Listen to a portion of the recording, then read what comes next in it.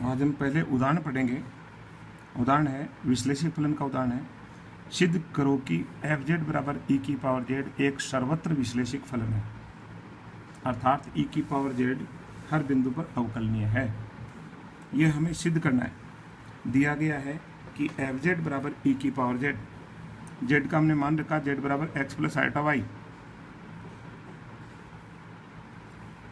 इसको हमने दो के तोड़ दिया, ई की पावर एक्स इंटू ई की पावर आइटा वाई। ई की पावर आइटा वाई बराबर होता है cos y plus iota sine Y, इसलिए इसका मान आ गया ई की power x into cos y plus iota sine Y.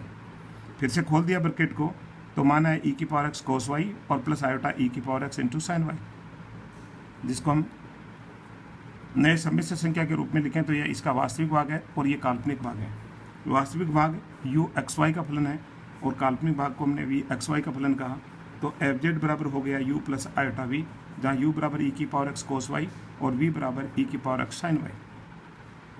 अब यू का आंशिक अवकलन किया हमने, एक बार एक्स के सापेक्ष और एक बार वाई के सापेक्ष, जिसको हमने लिखा u x del you by del x बराबर यू एक्स और यू एक्स बराबर ई की पावर एक्स का अवकलन ई की पावर एक्स और कोस वाई रह गया। यू का वाई के सापेक्ष आंशिक अवकलन करें तो इसका वाई के सापेक्ष करेंगे, ई की पावर एक्स कॉन्स्टेंट रहेगा और कोस वाई का हो जाएगा माइनस साइन वाई, इसलिए यू वाई बराबर आ गया माइनस ई की power x into sine Y. V X इसका एक्स के सापेक्ष या तो ई की पावर एक्स का होगा, साइन वाई कॉन्स्टेंट है, ई की पावर एक्स का अवकलन एक्स के सापेक्ष ई की power X, therefore V X बराबर हो गया ई की power x into sine Y. और इसी प्रकार वी का वाई के सापेक्ष आंशिक अवकलन ज्ञात किया हमने, तो आ गया ई की power x into cos of Y. अब ये जो चार आंशिक अवकलन है, दो यू के हैं एक्स और वाई के सापेक्ष, दो वी के हैं एक्स और वाई के सापेक्ष, इन चारों को हम देखें तो ये चारों ई की power x cos Y sign Y के फलन है, जो कि संतत फलन है। संतत फलनों के गुणा का फलन भी संतत होता है, इसलिए U X U Y V X और वी वाई चारों संतत फलन है। तथा साथ में हमने देखा यू एक्स बराबर वी वाई है, यू एक्स बराबर ई की पावर एक्स कोस वाई और वी वाई बराबर वी की पावर एक्स कोस वाई है। इसी प्रकार यू वाई बराबर हम देखें तो यू वाई बराबर माइनस वी एक्स के बराबर है। दोनों का मैग्नीट्यूड ई की पावर एक्स साइन वाई ई की पावर साइन वाई है, लेकिन एक का निशान माइनस है, देयरफॉर ई की पावर देयरफॉर यू वाई बराबर माइनस वी एक्स। और इस प्रकार से हम देख रहे हैं कि यू तथा वी कोशी रीमान समीकरण संतुष्ट कर रहे हैं। अब हमने देखा कि यू तथा वी कोशी रीमान समीकरण संतुष्ट कर रहे हैं और इनके आंशिक अवकलन प्रथम कोटि के जो हैं वो सभी संतत फलन हैं, और ये दो शर्तें यदि लागू होती हैं तो ये पर्याप्त हैं। हमने पर्याप्त प्रतिबंधक पढ़ा है हमने विश्लेषिक फलन होने का। कोई फलन एफ जेड विश्लेषिक कब होगी, उसके लिए क्या पर्याप्त है, उसमें यही दो शर्तें थी। और इसलिए अब हमारा जो फलन एफ जेड बराबर ई की पावर जेड है, ये दोनों शर्तें पूर्ण करता है, इसलिए एफ डैश जेड का मान निकलेगा। और एफ डैश जेड बराबर हमने इसमें पढ़ा है del you by del X plus iota del U del we by del X होता है। तो इसलिए एफ डैश जेड बराबर एफ जेड की जगह मान पुट कर दिया, डी बाई डी जेड लिख दिया डैश की जगह, बराबर you X plus iota V X. ये पर्याप्त फलन की जो थ्योरम है उसमें हमने पढ़ा है। अब यू एक्स है, यू का एक्स के सापेक्ष आंशिक अवकलन मान पुट कर दिया ई की power x cos Y. V X है, वी का एक्स के सापेक्ष आंशिक अवकलन ई की power x into sine Y मान पुट कर दिया, ई की पावर एक्स कॉमन आ गया और cos y plus iota sine y रह गया, जिसको फिर से हमने ई की पावर आइटा वाई लिखा, फिर से ई की power X plus iota Y हो गया और ये बराबर ई की पावर जेड आ गया। अर्थात एफ जेड का अवकलन भी क्या होता है, एफ जेड ही होता है, ये हमने देखा है। और एफ जेड क्या है, ई की पावर जेड फलन है, और इसलिए इसका अवकलन भी हमने निकाला है, ई की पावर जेड होता है, अर्थात ये हर बिंदु पर अवकलनीय है, इसलिए सर्वत्र विश्लेषिक फलन है। अब हम कोशी रीमान समीकरणों का ध्रुवीय रूप सीखेंगे। ध्रुवीय रूप का मतलब है आर थीटा में जो हम देखते हैं, कोई निर्देशित तंत्र लेते हैं आर थीटा में, तो वो ध्रुवीय निर्देशित तंत्र कहलाते हैं। एक्स और वाई कार्तीय निर्देशांक हैं, आर और थीटा ध्रुवीय निर्देशांक हैं। तो हम यू एक्स बराबर वी वाई तथा यू वाई बराबर माइनस वी एक्स जो दो कोशी रीमान समीकरण है, इनको हम ध्रुवीय निर्देशांकों आर और थीटा के अंदर पढ़ेंगे। हम जानते हैं कि कोशी रीमान समीकरण यू एक्स बराबर वी वाई तथा यू वाई बराबर माइनस वी एक्स हैं। अब ध्रुवीय निर्देशित तंत्र लेने पर यू तथा वी आर और थीटा के फलन होंगे, इसलिए माना डब्ल्यू बराबर यू प्लस आयोटा वी बराबर यू आर थीटा का फलन और plus iota V R theta का फलन बराबर एफ जेड। जेड बराबर होता है एक्स प्लस आयोटा वाई, और एक्स और वाई और आर थीटा के अंदर मान पुट करें तो एक्स बराबर होता है आर कोस थीटा, वाई बराबर आर साइन थीटा, इसलिए एक्स प्लस आयोटा वाई बराबर ये हो गया।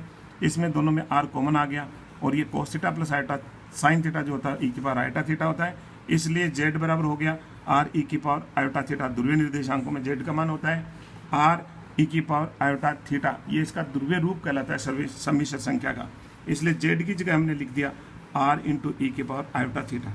अब जो ये समीकरण है इसका हम एक बार आंशिक अवकलन आर के सापेक्ष करेंगे और एक बार हम इसका आंशिक अवकलन थीटा के सापेक्ष करेंगे।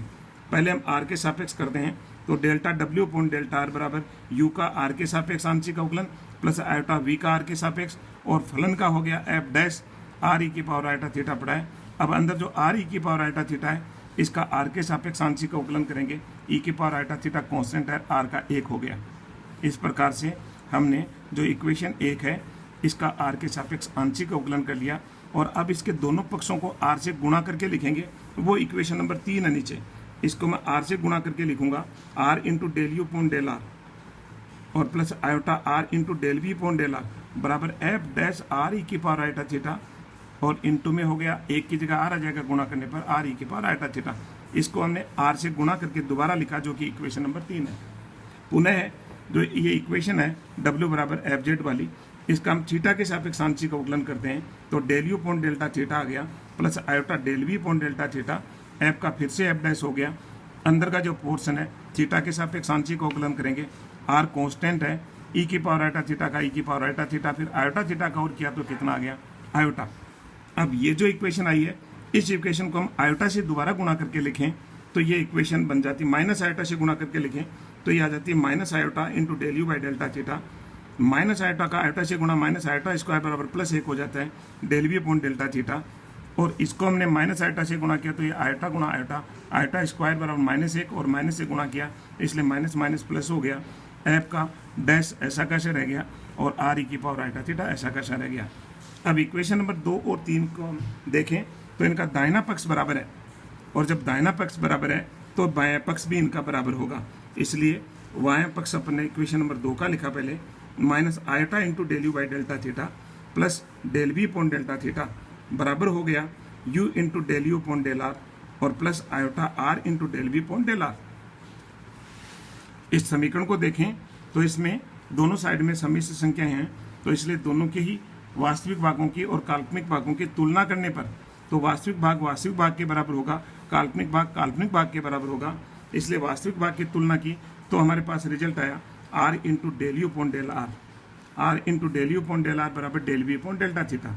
पुनः काल्पनिक भागों की तुलना की तो हमारे पास आ गया आयोटा के गुणा में, वो है minus del u upon delta theta बराबर r into del we upon del r. इसको हमने दोबारा पुनः इस तरह से लिखा कि del u upon del r बराबर आर का भाग दे दिया 1 upon r into del we upon delta theta, तथा इसका माइनस उधर कर दिया हमने del u upon delta theta बराबर minus r into del we by del r. यही कौशी रीमान समीकरण का ध्रुवीय रूप है, अर्थात ध्रुवीय निर्देशांकों में कौशी रीमान समीकरण ये होते हैं दोनों, del u upon del r बराबर 1 upon r into del we upon delta theta तथा del u upon delta theta बराबर minus r into del we upon delta r. इसके बाद में अब हम एक परिभाषा पढ़ेंगे प्रश्नवादी फलन की। प्रश्नवादी फलन क्या है? प्रश्नवादी फलन का दूसरा नाम है हार्मोनिक फंक्शन। किसी प्रदेश डी में परिभाषित वास्तविक मान फलन u x y एक प्रश्नवादी फलन कहलाता है यदि वह तथा उसके प्रथम 2 कोटि के आंशिक अवकलज संतत हों और लाप्लास समीकरण delta 2u by delta x square plus delta 2u by delta Y square बराबर 0 को प्रत्येक बिंदु पर संतुष्ट करता हो। ऐसा वास्तविक फलन x और y का u जिसके प्रथम 2 कोटि के आंशिक अवकलन अर्थात delta 2u by delta x square और delta 2u by delta Y square, ये दोनों अवकलज जो दे रखे हैं दोनों संतत भी हों और ये दोनों का योगफल बराबर 0 हो, ये जो कि लाप्लास समीकरण है। इन दोनों का योगफल 0 होने का मतलब लाप्लास समीकरण संतुष्ट करता है। और ऐसा यदि तुम्हारे पास वास्तविक फलन u x y का है तो वह प्रश्नवादी फलन कहलाता है। यदि फलन f z विश्लेषिक फलन होती है तो u तथा v, यदि u प्रश्नवादी फलन हो तो v भी प्रश्नवादी फलन होता है, और यदि ये v प्रश्नवादी फलन है तो u भी प्रश्नवादी फलन होता है, और दोनों एक दूसरे के संयोग में प्रश्नवादी फलन कहलाते हैं। Thank you.